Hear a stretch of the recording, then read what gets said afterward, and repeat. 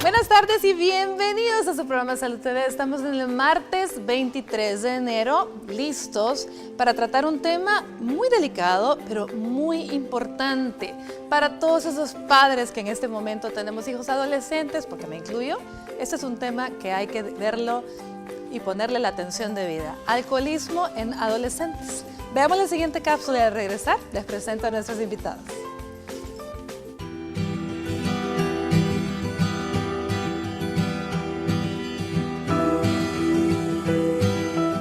La adolescencia representa la transición de la niñez a la edad adulta. Durante esta fase, los jóvenes se muestran mucho más vulnerables ante algunos riesgos poco saludables, como el consumo de alcohol y drogas. El desarrollo de la personalidad provoca en el adolescente la necesidad de independencia frente al núcleo familiar y la búsqueda de integración en grupos sociales. Los hábitos llevados a cabo dentro del entorno de familia y amigos son cruciales a la hora de prevenir o fomentar la ingesta de alcohol. El consumo de esta sustancia puede estancar el proceso de desarrollo y dar como resultado un adulto que presenta importantes carencias en el pensamiento maduro. El alcohol también perjudica las zonas del cerebro responsables de la memoria y el aprendizaje, que dificultan la capacidad de crear y almacenar recuerdos, la atención y la concentración. Para conocer más sobre el alcoholismo en la adolescencia, quédese en sintonía de su programa Salud TV. Nuestros especialistas estarán hablando de este importante tema. Acompáñenos.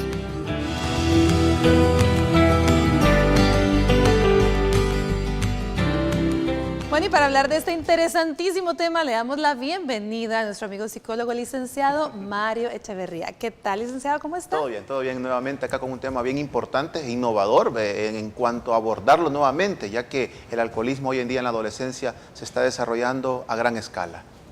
Muchísimas gracias por aceptar la invitación. Gracias a ustedes. Y por si ustedes no lo sabían, si el desarrollo mental, las habilidades, incluso la capacidad de aprendizaje se pueden ver afectadas por el alcoholismo, por eso tenemos acá a la doctora Claudia Valencia de Mena, nuestra neuróloga pediatra. ¿Qué tal, doctora? ¿Cómo está? ¿Qué tal? Buenos días. Bueno, muy agradecida por estar y muy contenta de estar de nuevo con ustedes y tratar pues abordar ese tema tan importante, llevar el mensaje a los adolescentes y a los padres de familia. Muchísimas gracias, doctora, por aceptar la invitación. Y por supuesto tenemos a nuestro superhéroe ya conocido, nuestro pediatra, el doctor Ángel Duarte. ¿Qué tal, doctor? ¿Cómo está? Muy bien, doctora. Pero hoy muy es contento. Buzz Lightyear. Hoy son Buzz Lightyear y Woody. Y Woody. Pues estamos muy contentos de estar aquí, especialmente porque vamos a hablar de un tema que seguramente afecta a muchos de los que nos están viendo. El alcoholismo en los jóvenes es un problema creciente. Y a la par del alcohol van otras drogas y creo que es oportuno que hablemos hoy de cómo abordar este tema y cómo manejar a nuestros adolescentes cuando se enfrentan al mismo. Muchísimas gracias, doctor, por aceptar la invitación. Bueno, yo quisiera primero realmente recordar que existe una edad mínima en la que se ve aprobada el consumo de alcohol, dijéramos establecido por quién sería, por la sociedad, por el gobierno o por qué. Vamos a ver, licenciado, ¿por qué es que hay una edad mínima? Ok, está una edad establecida ya sea por la Organización Mundial de la Salud o en este caso también la Organización Panamericana de la Salud. En El Salvador la edad que establece también la ley Lepina es de 18 años el consumo de alcohol, ¿verdad? En Estados Unidos o en Norteamérica es de 21 años ya el consumo de alcohol. Ya son 3 años más. ¿Cuál es la diferencia que puede existir? Quizás la cultura que tiene cada contexto es diferente. El alcoholismo en los adolescentes se está desarrollando rápido hoy en día porque algo bien importante, el alcohol es una droga de entrada. Y eso es lo que tenemos que entender primero. ¿Por qué se le llama droga de entrada? Porque es algo que está accesible y legalmente establecido en las normas políticas que existen de país. O sea, es una droga que usted la puede ir a comprar con facilidad y que se la puede incluso un adulto proporcionar a un joven. Una droga social. Social y que es de entrada y que con la adolescencia es una mezcla volátil y eso es bien importante entenderlo. Bueno, ahora bien, entonces la Organización Mundial para la Salud, la Organización Panamericana para la Salud ha puesto 18 años y Estados Unidos ha puesto 21 años, lo cual me parece formidable, pero vamos a ver, médicamente hablando, ¿por qué, doctora? ¿Por qué son las edades la diferencia? ¿El cerebro, será que el cerebro está capacitado para metabolizar o hay algo médicamente hablando por lo cual esta edad sea la necesaria? Bueno, la edad se establece en términos de que todavía los adolescentes, ¿verdad? La adolescencia temprana, alrededor de los 10 años, la adolescencia intermedia, 14, 15 años, y la adolescencia tardía, alrededor de los 18 años. Pero en toda esta etapa de la adolescencia, que es una etapa de transición, el cerebro no está todavía bien desarrollado. Entonces, se supone, y según los estudios, de que ya a partir de esas edades de los 18, 20 años, pues ya hay un mejor desarrollo tanto en la estructura como en el funcionamiento del cerebro y la adquisición pues de funciones cerebrales superiores ya un poco más establecidas. Entonces, en la etapa de la adolescencia, el perjuicio que puede causar el alcohol es de suma importancia y debe tomarse muy en cuenta. Entonces las edades mínimas son por algo. Eso es algo que tenemos que entender y lo más difícil es hacérselo entender a nuestros jóvenes. Usted como neuróloga, doctora, si tuviera que decir cuál es la edad en la que realmente el cerebro sí ya está preparado, ¿cuál sería? Bueno, pienso que, y se sabe pues que el cerebro sigue desarrollándose aún en la etapa adulta. Hay procesos de neurogénesis, es decir, siguen apareciendo nuevas neuronas, sigue habiendo multiplicación y siguen estableciéndose conexiones neuronales. Así que el cerebro siempre está desarrollándose, pero esas son, digamos, las etapas más críticas en términos del desarrollo y de adquirir nuevas habilidades. Entonces, no es que digamos que el cerebro esté preparado para las drogas, porque en realidad es una droga, ¿verdad? Nunca va a estar preparado, es correcto. Entonces esa sería quizás la respuesta que yo quisiera escuchar, a que nunca va a estar preparado. Ahora bien, ¿qué hay del hígado, doctor? Pues el hígado es el encargado de metabolizar el alcohol que ingerimos. Entre menor edad tiene el paciente, el daño sobre el hígado es mucho mayor y las secuelas que va a tener en el funcionamiento del hígado a largo plazo son mayores. Hay estudios que demuestran que entre más temprano empiece en la vida el alcoholismo, serán las manifestaciones de mayor gravedad y se presentarán antes en la vida, porque sabemos que el daño que el alcohol provoca no es inmediato sobre el hígado, es decir, pasará un tiempo antes de que se desarrolle una cirrosis y que el hígado empiece a funcionar mal, pero los daños que puede ocasionar en otros sistemas, esos son mayores a menor edad del paciente. Y como el hígado metaboliza más lentamente el alcohol, también los niveles de alcoholemia que puede alcanzar un adolescente con dosis menores de alcohol son mayores. De modo que sugerimos que la mejor dosis de alcohol para las personas es 0. Nadie debería de ingerir alcohol. Eso sería lo ideal, ¿verdad? Ahora bien, licenciado, ¿qué hay en el desarrollo emocional, en el desarrollo de la personalidad también de los adolescentes, que también se va instaurando poco a poco y en esas edades? ¿Hay algún factor de riesgo en algún tipo de temperamento en particular que los hace más susceptibles a caer en alcoholismo? Sí, hay una estructura de personalidad bien delicada. En lo que es los trastornos de personalidad, nosotros podemos identificar ciertos criterios diagnósticos. Hay personalidades que son muy reservadas, muy tímidas, ¿verdad? Que llamamos aquel temperamento melancólico, colérico, sanguíneo. El sanguíneo es como el extrovertido, la persona que es extrovertida, que tiene facilidad de hablar, de expresarse en público, etc. Pero está aquel que es un poco más melancólico en cuanto a temperamento, y esas mezclas de temperamento-carácter hace la estructura de personalidad de un joven. Cuando un joven es tímido, reservado, que le cuesta relacionarse socialmente con otras personas, puede ser una característica diagnóstica para que él sea más susceptible al consumo de alcohol. ¿Por qué razón? Porque estos jóvenes, cuando se quieren integrar a un grupo, no lo logran con facilidad en su estado consciente normal y por consiguiente tienen que consumir esta droga de entrada que les permite poder acceder a los grupos de pares y poderse relacionar. ¿Por qué? Porque les inhibe su personalidad y los vuelve extrovertidos. Dicen, hey, wow, esto me vuelve a mí diferente. Chistoso y Chistoso, aceptado. cómico, aceptado. Entonces comienza el consumo y el consumo se vuelve excesivo. Y cuando se vuelve excesivo, genera una dependencia hacia el alcohol. Porque como el alcohol es droga de entrada y es soluble, o sea, que anda en la sangre, con mayor facilidad se vuelve a desarrollar como una dependencia porque el alcohol genera como, ya aguanto más, puedo volver a seguir tomando y aumentando la dosis de alcohol. Entonces, estas personalidades pueden llevar al consumo de alcohol, aparte de otros factores que pueden incidir también. Autoestima bajas también. Exacto, y ese es uno de los factores que incide, que hay que construir para prevenir el abuso y el consumo de alcohol, la autoestima. Todos tenemos autoestima, pero hay que desarrollarla y fortalecerla, y esto es primordial, tanto en el hogar como en la educación, y hoy en día no se está llevando mucho, ni en el hogar, ni en la parte curricular académica. El hecho de fomentar, de mejorar esa autoestima, de fortalecerla para evitar que vayamos a caer, a ser más susceptibles a caer, a probar el alcohol y mucho menos allá en alcoholismo.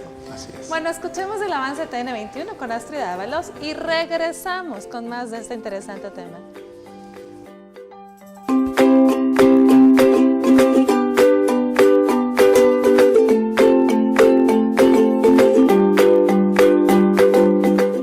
Estás viendo Salud TV.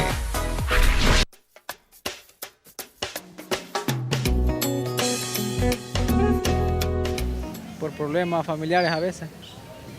Por falta tal vez de consejos, algo así, o por las malas juntas también.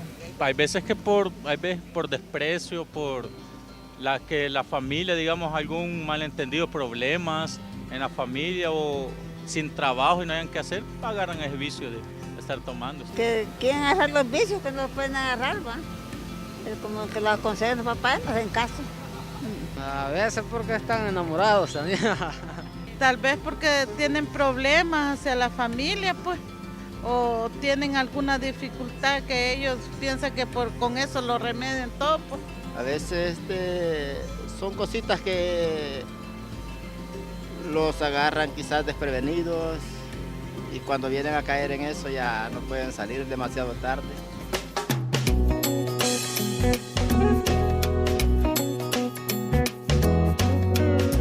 Muy agradecidos a las personas que respondieron a nuestro sondeo y realmente muy buena pregunta. ¿Por qué consumen alcohol nuestros adolescentes? Ya nos mencionó un poquito el licenciado Echeverría acerca del tipo de personalidad que puede estar como más susceptible, pero ¿qué otros factores podríamos mencionar, doctor? Mire, yo creo que el factor más importante para que un adolescente comience a consumir alcohol es el tipo de amistades de las que se rodea. Es la presión de sus amigos, la presión de los pares, la presión de aquellos con los que pasa día a día, la que hace que el adolescente termine consumiendo alcohol. Hay otros problemas, sabemos que adolescentes que vienen de núcleos familiares desintegrados, cuando está el papá y la mamá presente, aquellos adolescentes que ven el ejemplo de sus padres de ingerir alcohol, y es que fíjese, ¿cómo le puede usted decir a su hijo, mira hijo, el alcohol es malo, si ellos lo ven a usted echándose su cervecita los fines de semana? En la mente del adolescente la pregunta que surge es, bueno, ¿y por qué mi papá puede y yo no? ¿Cuál es la diferencia? Si mi papá maneja, yo no tengo que manejar, porque él sí puede tomarse una bebida alcohólica y yo no me la voy a poder tomar. Y el punto que para mí es más difícil de determinar es cómo sé yo que puedo tomar una vez y no volverme alcohólico. Es por eso que yo siempre les recomiendo a los pacientes que por favor nunca prueben el alcohol, porque nadie sabe si esa primera cerveza, ese primer traguito de vino, esa bebida saborizada que lleva alcohol va a terminar convirtiéndose en una carga de por vida para mí y para toda mi familia. Muy interesante, definitivamente. Ahora yo pregunto, porque hemos hablado problemas familiares, hemos hablado tipo de personalidad, hemos hablado de las amistades, la presión de pares, pero ¿qué hay, doctora? La simple curiosidad. Bueno, la verdad es que tal como lo ha dicho el doctor, no se sabe, ¿verdad?, cuándo se comienza el consumo, si este va a poder ser controlado. ¿verdad? Pero desde el punto de vista de personalidad y del medio ambiente, pues lógicamente eso es bastante multifactorial, ¿verdad? Si bien es cierto, el contexto familiar, si es disfuncional o si hay adicciones, o hay alcoholismo, entre otras, porque las adicciones son varias, no solamente son a las drogas. Entonces, si hay adicciones en la familia, si la familia no está pendiente de las actividades de sus hijos, ¿verdad?, que les preocupa, o cómo fortalecer la autoestima en los hijos, que es el sustrato quizás más relevante, más determinante para la adicción a drogas, y en este caso el alcoholismo. En fin, es una serie de factores, el aspecto genético también, si existió o hay una historia familiar de alcoholismo. Entonces, como no se conoce bien cómo van a reaccionar, es mejor aconsejar que los adolescentes pues obviamente no lo ingieran. Están en ese proceso de aprendizaje que se ve sumamente impactado con la ingesta del alcohol y de otras drogas, lógicamente. Muy bien, dentro de los factores podríamos mencionar también, obviamente, las amistades, la familia, ¿verdad? Porque la predisposición genética, porque ya se mencionó que no sabemos quién tiene esta predisposición, quién se va a volver alcohólico y quién solamente lo va a poder probar y sencillamente decidir me gusta o no me gusta. Ahora que hay, los medios de comunicación muchas veces tienen mucho que ver. Eso es importante. Los medios de comunicación hoy en día es una herramienta que está en la mano también, ¿verdad? La tecnología está acercando todo y esos medios de comunicación son invasivos. O sea, ¿qué quiere decir? No son malos, pero se vuelven malos cuando aquel joven accede a cierta información muy fácil. Y podemos ver la publicidad que existe. Ministerio de Gobernación dice que ellos describen o censuran ciertos anuncios, pero cuando nosotros vemos el acceso que existe de ciertas campañas publicitarias de las compañías de alcohol, nosotros vemos que ¿a qué lo asocian? El FES no sé qué para juventud. Si no tomas, no eres... Amigos. Amigos, exacto. Entonces comenzamos a asociar algo con el sentido de pertenencia. O sea, los medios de comunicación, pero ojo, no es en sí los medios de comunicación, sino que son las campañas publicitarias de cada compañía realiza para poder vender su producto. Y ellos utilizan mucho la psicología, bastante, y tienen en su entorno psicólogos preparados para poder establecer estos medios de publicidad, para poder acercar a ese joven que pueda venderse y consumir ese alcohol. Me parece terrible, una doble moral. Es una doble moral, y eso lo dijo muy bien Albert Einstein, que el día que la tecnología supere la humanidad, ¿qué quiere decir la humanidad? Que nosotros hemos perdido el concepto total. O sea, cuando nosotros me dicen, fumas, te perteneces a este grupo, tomas, perteneces a este grupo, de lo contrario, no. Yo estuve hace poco allá en New York y vi la propaganda que ellos tenían en cuanto a alcohol y cigarro. Y me sorprendió bastante que ellos no tenían un anuncio donde estuviera la cara de alguien en la cajetilla toda deformada por los dientes, etc. Allá no existe eso. Pero aquí nosotros sí, nos lo tienen que presentar porque aquí el joven... ¿Porque es obligación? Ajá, porque es obligación por ley, pero porque también el joven se vuelve rebelde. Y eso es una de las características principales. En un estudio que hizo FOSALUD con la Organización Panamericana de la Salud, dos de los factores principales entre los jóvenes de 13 a 16 años por el cual consumían alcohol era curiosidad y rebeldía. Curiosidad y rebeldía. Sentido de pertenencia de los jóvenes hacia otro grupo. Simple y sencillamente. La rebeldía quizás más. Porque es una etapa de la adolescencia. Es una etapa. Es una etapa de descubrimiento, de pertenecer a un grupo, socialmente hablando. De lo contrario, yo soy un antisocial o uno que no puede integrarme fácilmente a X grupos. O sos un perdedor. O sos un loser, como decimos, un perdedor, ¿verdad? Y entonces ahí se vuelve el bullying, se activa. Es bien tremendo, bien complejo y multifactorial, como dijo la doctora. Muy bien. Ahora, entrando en materia, doctora, hablemos de los daños que al cerebro le ocasiona el alcohol. Muy importante tener ese conocimiento pleno de todos los efectos negativos, nocivos que el alcohol ejerce en este cerebro que aún está en proceso de desarrollo. En primer lugar, afecta la corteza cerebral, básicamente el área frontal, prefrontal, y ahí es donde se está procesando el pensamiento, el contenido del pensamiento, la solución de problemas, la planeación. Entonces hay una serie de funciones importantes donde se ejecuta el control de los impulsos, es decir, empieza a afectar la corteza cerebral y todo este proceso del pensamiento. La otra área también importante que afecta y quizás es bastante determinante en este proceso, es el área del hipocampo. Y el área del hipocampo es donde se está procesando y se está archivando toda la memoria. Toda esa memoria reciente que tenemos se va archivando y va formando la memoria retrógrada. Entonces empieza a haber una afección del proceso de memoria.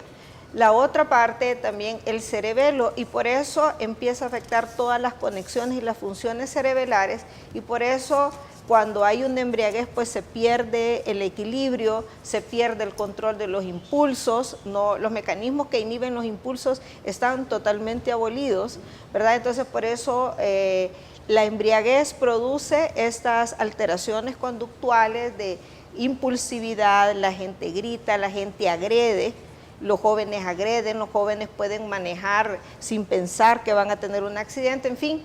Hay una serie de situaciones que no solo pueden afectar en el momento de la ingesta, sino a largo plazo y vienen impactando todos los procesos de aprendizaje. Tienen menos memoria, tienen menos atención, los procesos de atención, concentración también se ven afectados y en ese sentido pues los procesos de aprendizaje se ven afectados y pues no logran tener los rendimientos académicos esperados para su edad. Entonces el impacto es sumamente importante en ese sentido. Muy importante y muy amplio. Bueno, vamos a tener un enlace vía Streambox con el doctor Minor Sosa Martínez, endocrinólogo. Con él vamos a hablar sobre el efecto que tiene el alcoholismo en el desarrollo de la pubertad y la adolescencia. ¿Qué tal, doctor Minor?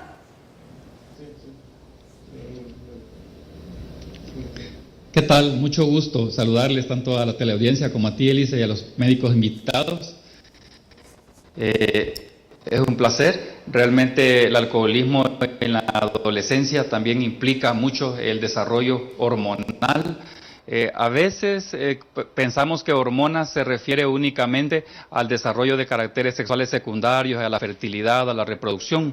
Sin embargo, tenemos que tomar en cuenta que las hormonas en la adolescencia, desarrollo neurológico, cerebral, la densidad de los huesos, los músculos. Hay estudios ya bien establecidos donde la afección hormonal es importante debido al consumo de alcohol en el adolescente. ¿En qué forma se enlentece más el metabolismo del alcohol en estos chicos?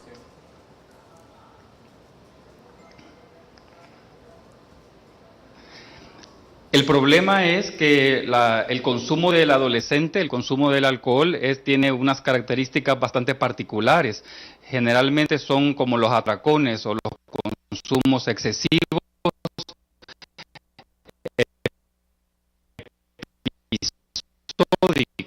y eso se ha observado de una neurológica, pero también hay estudios específicos, otra que se llama IgE1,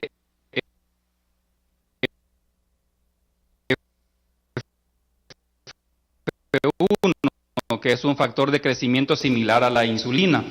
Sirven estas hormonas no solo para la talla final, porque a veces algún adolescente podría decir, quiere decir que si yo consumo diferente a la que debería tener si no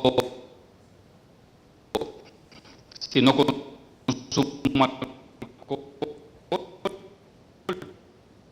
Bueno, vamos a hacer una espera porque el enlace nos está fallando un poco, pero vamos a ver, doctora Valencia, usted quería también hacerle una pregunta al doctor Minor, veamos si podemos en eso establecer nuevamente el enlace. Bueno, ¿cuál sería, digamos, la hormona más afectada en los adolescentes y qué podríamos esperar, pues, en estos jóvenes a mediano o a largo plazo? Yo quisiera preguntarle al doctor, porque es un problema que vemos cada vez con más frecuencia, la diabetes en adolescentes, ya sea diabetes tipo 1 o diabetes tipo 2. Pero el diabético y el alcohol son dos combinaciones fatales, son tremendas.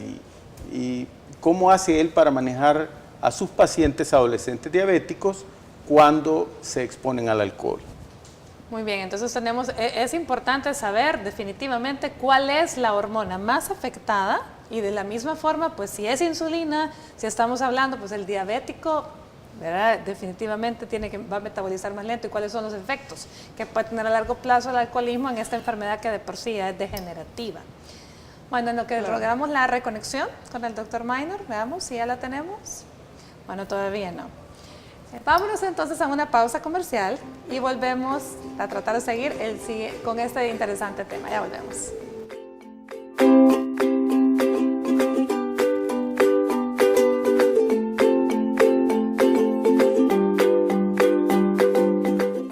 Estás viendo Salud TV.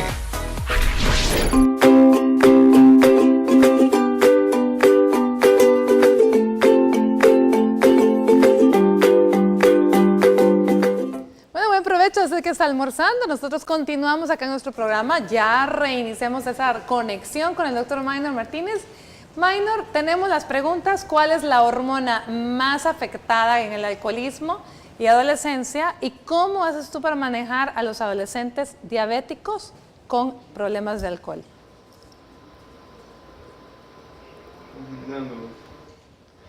La hormona más afectada, según los estudios, es la hormona del crecimiento y la IGF-1, que es un factor de crecimiento similar a la insulina.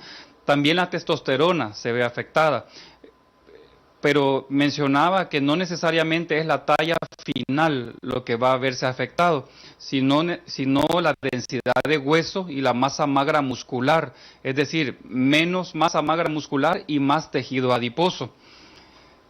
El manejo del paciente con diabetes adolescente es bastante difícil. Si a eso le sumamos también alcoholismo, tenemos un doble problema. ¿Por qué? Porque mayor contenido adiposo en sus triglicéridos que se van para arriba y resistencia a la acción de la insulina. El paciente diabético tipo 1 siempre va a necesitar insulina. El diabético tipo 2 alcohólico con resistencia grave a la acción de la insulina, vamos a tener que usar medicamentos para reducir esa insulinoresistencia, tipo metformina o inhibidores de DPP4 y también insulina de una manera más temprana. Entonces es mandatorio, todo paciente no debería consumir alcohol, peor aún si es adolescente y peor aún si es diabético. Excelente, doctor Martínez. Muchísimas gracias por habernos respondido a nuestras preguntas y por toda la información. Ha sido un gusto pues tenerlo por esta vía. Bueno, continuamos nosotros acá en el set. ¿Qué otro problema serio podemos estar enfrentando al tener un adolescente en problemas de alcoholismo? Con todos los problemas que la adolescencia en sí trae. Vamos a ver, Mario. La verdad que la adolescencia no es que sea problemática, sino que hay una frase que yo voy a ocupar y me gusta bastante. Dicen que la mejor medicina para la vejez es la juventud. Entonces, como uno como joven elija el estilo de vida que lleve en el consumo, sueño, etcétera, pero en este caso el alcoholismo. Los jóvenes hoy en día están utilizando esta droga de entrada como una herramienta para poder acceder a nuevas amistades, pero generan efectos directos e indirectos. Los indirectos son aquellos, por ejemplo, como embarazos no deseados, enfermedades de transmisión sexuales, suicidio, porque hay jóvenes que por el uso excesivo del alcohol se están suicidando. Hay jóvenes, yo conocí el caso de una señorita que estábamos tratando mutuamente y se suicidó por la pérdida del noviazgo. Entró en alcoholismo y conllevó y desencadenó esos factores, ¿verdad? Entonces, son múltiples factores. El adolescente es más vulnerable por todo lo que está viviendo, por todo el entorno social, cultural, las exigencias académicas, el noviazgo. Entonces, la exigencia familiar que existe también. Muchas veces dicen, yo tomo porque mi papá toma. Mentiras, eso es un mito. Entonces, si tú tomas, es simple y sencillamente por el hecho de que tú decidiste tomar. Esa es responsabilidad del adolescente. Y es una de las características también para prevenir el alcoholismo en los adolescentes. Como padres tenemos que incorporar lo que es responsabilidades al adolescente sobre las consecuencias de sus actos. Entonces, eso conlleva mucho a poder facilitar y erradicar el alcoholismo en algunos jóvenes.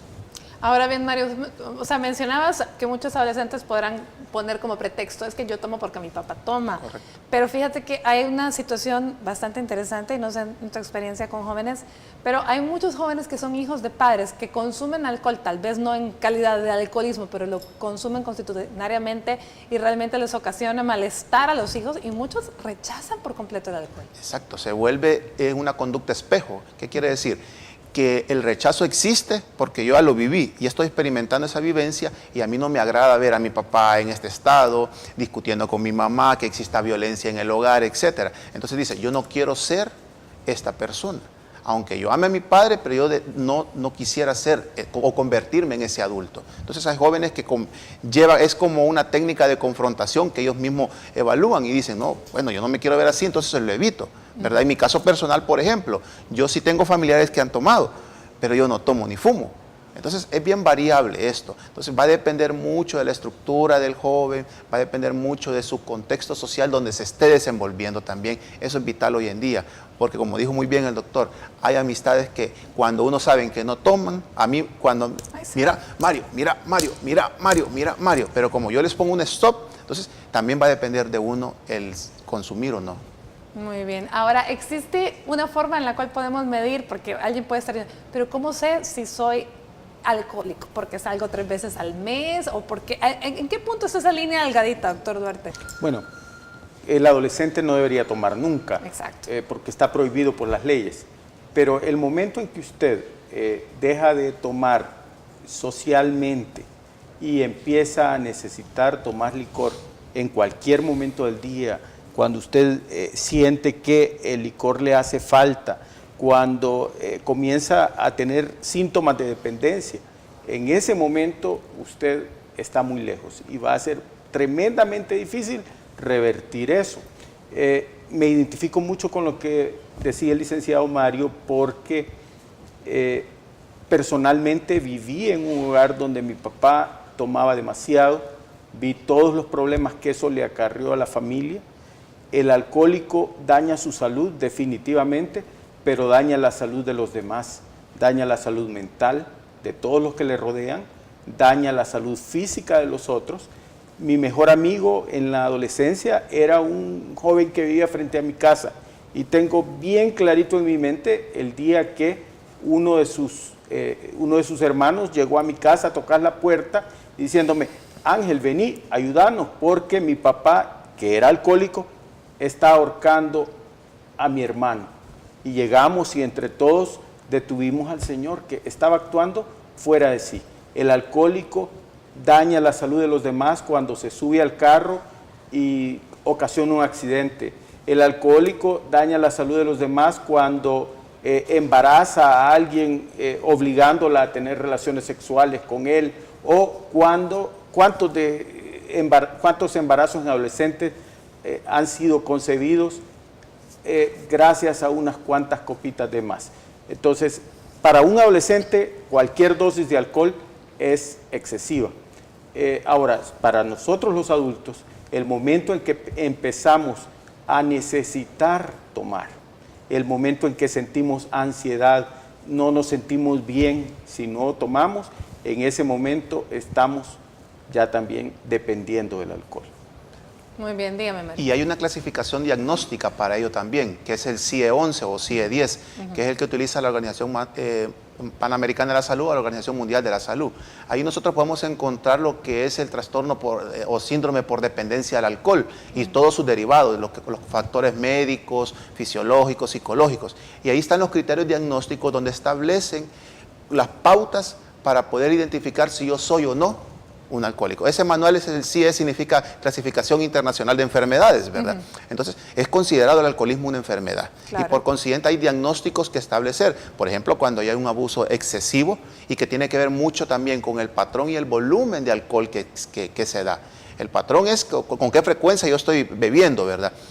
También el volumen, la cantidad de volumen, y algunos lo han asociado también con el tiempo y la calidad del licor o alcohol que estás ingiriendo. Eso es bien vital. Muy interesante. Vamos a ver la siguiente cápsula. El doctor José Miguel Moreno, gastroenterólogo, habla sobre los daños que el alcohol le produce al hígado. Volvemos con más luego de esta pausa.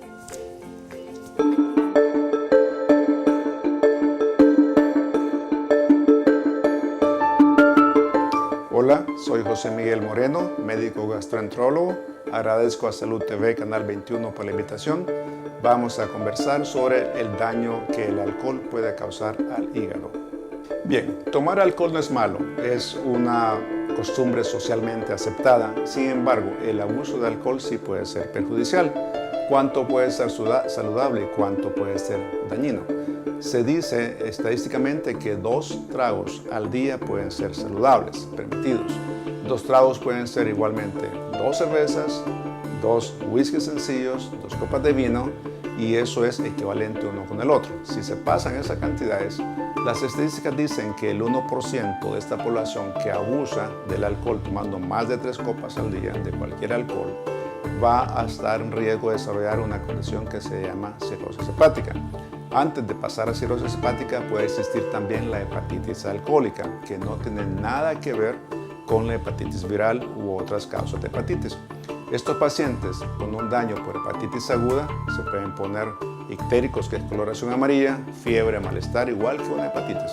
Sin embargo, mucho paciente que sigue tomando cantidades mayores de las permitidas, a la larga el 1 al 5% pueden progresar a cirrosis, que es irreversible, y una cirrosis puede llegar a producir hemorragias digestivas, coma hepático, ascitis, que es una acumulación de agua, y potencialmente hasta cáncer y la muerte. Así que cuidado con abusar del alcohol, que repito es socialmente aceptado, pero en condiciones suficientes para no producir un daño crónico. De nuevo, muchas gracias. Soy José Miguel Moreno, médico gastroenterólogo. De nuevo agradezco a Salud TV la invitación. Espero que la explicación sobre el daño hepático asociado al alcohol haya sido suficiente y se comprenda. Lo sugiero investigar al respecto. Nos veremos más adelante en otra oportunidad. Muchas gracias.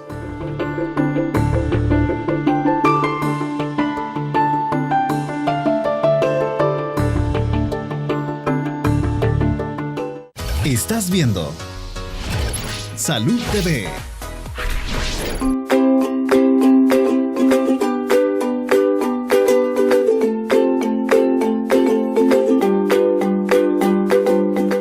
Gracias por continuar con nosotros. Estamos hablando de alcoholismo en adolescentes y el licenciado Echeverría, me voy a trasladar acá para hablar con él. Nos tiene un modelo causal de cómo se desarrolla el alcoholismo. Vamos a ver de qué se trata. Correcto. Este es un modelo en el cual está estructurado desde la manera del, siempre como fuente de referencia, la Organización Panamericana de la Salud. El modelo causal lo que implica es cómo el alcoholismo puede ir desarrollándose en diferentes factores, tanto médicos como psicológicos. Y el consumo de alcohol tiene 2 características esenciales, el volumen y los patrones. El volumen se refiere a la cantidad de ingesta que yo puedo tener de alcohol en el transcurso de 7 días a la semana, ¿verdad? Y los patrones se refiere a la frecuencia con cual yo voy consumiendo. ¿Y a qué me puede llevar estos factores? A las consecuencias para la salud. Aquí hay 2 factores que médicamente los colegas médicos pues van a decir, el doctor y la doctora, que son factores crónicos y agudos al momento de hacer un diagnóstico sobre alguna enfermedad a causa del alcoholismo. Porque esto es bien importante, que todo esto se debe a través del alcohol, cómo puede conllevar a estos factores médicos un deterioro totalmente de la salud, ¿verdad? Como ya habíamos hablado del hígado, también del riñón, problemas neurológicos. Endocrinológicos. Exacto, entonces son múltiples factores. Y también por mortalidad por causa, en este caso por el uso excesivo o consumo excesivo, del alcohol y las consecuencias socioeconómicas, que hablaba muy bien el doctor, que en una familia puede desintegrarse solo por el alcoholismo. El padre o la madre, la persona que esté consumiendo, llega a vender todo, llegan a tener accidentes, problemas legales, etcétera, y daños a los demás. Estamos viendo que hoy en día en El Salvador existen accidentes de tránsito muy fuertes causados por el alcohol. Y si nosotros no creamos una campaña fuerte de prevenir, nos puede ir afectando. Muy bien, dentro de las consecuencias agudas, doctora, las consecuencias agudas serían al sistema nervioso central del alcoholismo. ¿Cuáles podemos mencionar? Más evidente y lo más impactante son los trastornos conductuales, ¿verdad? Los trastornos conductuales, impulsividad, agresividad, esto ocasiona conflictos, confrontaciones, cuando debería de estarse disfrutando. El hecho de no poder manejar los impulsos, eso es lo que nos lleva muchas veces a conducir a excesiva velocidad, a tener accidentes de tránsito, en fin. Incluso pueden haber problemas de intoxicación alcohólica, coma, ¿verdad? Y eso puede conducir a algún adolescente impulsivo a la muerte. Definitivamente. Ahora, la pregunta del millón. Estas consecuencias, doctora, son las consecuencias crónicas, por ejemplo, el daño al cerebro del que estábamos hablando, las dificultades en el aprendizaje, ¿pueden de alguna manera revertirse? En algún porcentaje no pueden ser reversibles. Algunos van a permanecer por el resto de la vida y eso es bien importante tomarlo en cuenta, porque no solo es el hecho de que van a tener un episodio, una fiesta y todo va a volver a la normalidad. No necesariamente es así, sobre todo cuando ya hay una dependencia psicológica y física. Entonces, la predisposición a la recurrencia de la ingesta del alcohol es sumamente importante, y los efectos a largo plazo en los trastornos de aprendizaje y conductuales empiezan a generar una disfunción tanto social como académica en ese adolescente. Y lógicamente va a implicar pues no solo disfunción a nivel académico escolar, sino que una disfunción familiar y mucho conflicto también social, ¿verdad? Entonces los efectos neurológicos a largo plazo son sumamente importantes y en muchas ocasiones irreversibles. Muy bien. Continuamos con el gráfico. Okay. Si gusta podemos moverlo un poquito hacia la izquierda. Hacia la izquierda, correcto. Vamos a ver. Aquí hay otros factores sociales de vulnerabilidad, que hablábamos de qué es el nivel de desarrollo. El nivel de desarrollo se refiere mucho a la madurez de los órganos que pueda tener el joven. En este caso lo habíamos mencionado muy bien, y que muchos jóvenes no están preparados. Físicamente sus órganos no están preparados para asumir esa cantidad de alcohol o sintetizarlo. Y eso pues, es un factor que puede incidir socialmente, porque el desarrollo no solamente tiene que ver físico, sino también el desarrollo contextual de donde el joven se está desenvolviendo. Llámese colonia, comunidad, residencial, etc. Entonces, ese nivel de desarrollo hay hoy en día donde no podemos encontrar un lugar donde venda una cerveza con mucha facilidad. Entonces, eso es otro bien importante. Lo otro es la cultura y las normas. Somos un país, y creo que a nivel de Latinoamérica, somos un país que viernes, sábado, ya sabemos qué sucede. Viernes y sábado es de fiesta, viernes y sábado es común encontrar los bares o restaurantes llenos. Entonces, la cultura incide, es un factor que puede incidir en el consumo cotidiano en los jóvenes, porque por ejemplo el Paseo del Carmen, yo cuando ando caminando ahí me he percatado, solo con observar qué cantidad de jóvenes anda que tienen menos de 16 años y andan consumiendo ya licor, y las autoridades no se ven por ahí. Ahí están las normas, esas normas que establece, está la ley, hay una política para cuestión de erradicar o prevenir el alcoholismo, pero lamentablemente no hay mucho recurso humano para poder ejecutar o aplicar esas leyes. Qué tristeza esto que acaba de mencionar realmente. Doctor Duarte, ¿qué opinión le merece la autoridad sin poder hacer nada? Y además el no hacer vigente la ley que no permite el consumo de alcohol a chicos menores de edad, y que hay también muchas veces de los supermercados o de las tiendas que los ven tan grandes, tan altos, que creen que son mayores de edad y no les piden una identificación para venderles. Bueno, pero es que el problema surge desde el punto de que las cervezas se venden en las tiendas. Entonces el padre manda al niño a comprar la cerveza. Pero igual en los bares llegan los adolescentes, en las discotecas, en los bares, y nadie les pide un documento. Y recordemos que el alcohol, como bien se ha dicho aquí, es la puerta de entrada. ¿A qué? A otras drogas. A la par del alcohol va marihuana, cocaína, crack y otras drogas adicionales. En adolescentes, la dosis permisible de alcohol es cero. Interesante, porque al final de cuentas uno dice, volvemos a la doble moral, porque la persona que le vendió la cerveza en la tienda al muchacho probablemente tenga hijos. Así es. Y ella no se fijó en eso. Bueno, esta imagen va a estar en Facebook si usted quiere analizarla más adelante con su familia. Nosotros vamos a una pausa comercial y volvemos con lo último de Salud TV por hoy.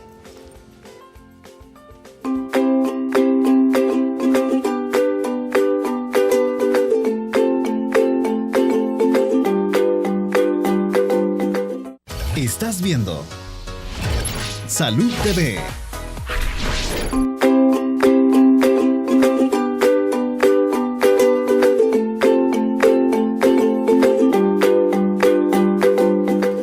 Bueno, alcoholismo en adolescentes, definitivamente un tema con el que no pararíamos de hablar, con los efectos que esto tiene a nivel agudo, a nivel crónico, a nivel social, a nivel escolar, a nivel familiar. Pero vamos a pedirle a nuestros invitados que nos den ellos pues la recomendación final cada uno. Doctora. Bueno, importante es, y como todos los principios inician en casa, ¿verdad? Entonces, aquellos padres que tienen adolescentes tienen que estar muy pendientes, sobre el tipo de personalidad que tienen los hijos, reforzar el autoestima, tener una comunicación permanente, mantenerlos ocupados. Mentes ocupadas no dan lugar a eso, y quizás un tema muy particular, aquellos adolescentes que adolecen de epilepsia. Está totalmente contraindicado el uso del alcohol en esos adolescentes, que es una pregunta que comúnmente me hacen mis pacientes, y de hecho los padres a veces no pregunta el joven, sino que es el padre el que me pregunta si puede ofrecer alcohol a sus hijos, lo cual me ha parecido siempre totalmente inaceptable. Chocante. Así que es correcto, entonces hay que mantener esa comunicación, hay que estar muy, muy, muy ocupados con estos adolescentes. Muy bien. Doctor Duarte, su mensaje final. ¿Sus palabras hablan más fuerte? No. Lo que habla más fuerte son sus acciones. Si usted le está diciendo a su hijo, no tome, evite también usted consumir licor. Si entre los que nos ven hay quienes tienen problemas de esta naturaleza, las madres tienen un poder tremendo sobre nosotros, los hijos. Y iba a decir sobre nosotros los adolescentes, pero de eso ya pasamos hace mucho tiempo. Pero creo que lo que a mí me hizo abstenerme de tomar licor en toda mi vida fueron los consejos de mi madre. Consejos que aún valoro. Usted como madre puede influir muchísimo en el corazón de sus hijos. Y si no aceptan consejos, en ocasiones habrá necesidad de imponer sanciones, de imponer castigos, que no son castigos físicos, pero que deberán limitar las cosas que a los jóvenes les gusta hacer para que cambien su patrón de vida. Al final lo van a agradecer. Correcto. Licenciado, sus palabras. Bueno, mi palabra, conclusión final, la mejor medicina para la vejez es la juventud. Padres, sepan indicarles, poner responsabilidades a sus hijos, tener un control y seguimiento de sus salidas, y simple y sencillamente ser un amigo más de ellos y no un enemigo, porque eso es bien importante. Hay que saberse ganar la confianza, y al final van a ganar ustedes y van a ganar sus hijos, y no van a evitar que caigan en el consumo del alcohol. Bueno, muchísimas gracias a los tres, licenciada Echeverría, doctor Gracias. Valencia.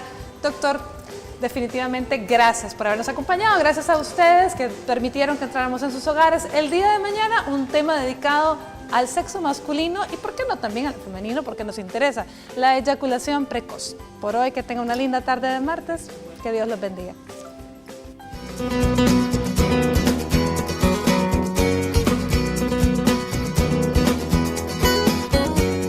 Para prevenir el consumo de alcohol en los adolescentes, te damos las siguientes recomendaciones.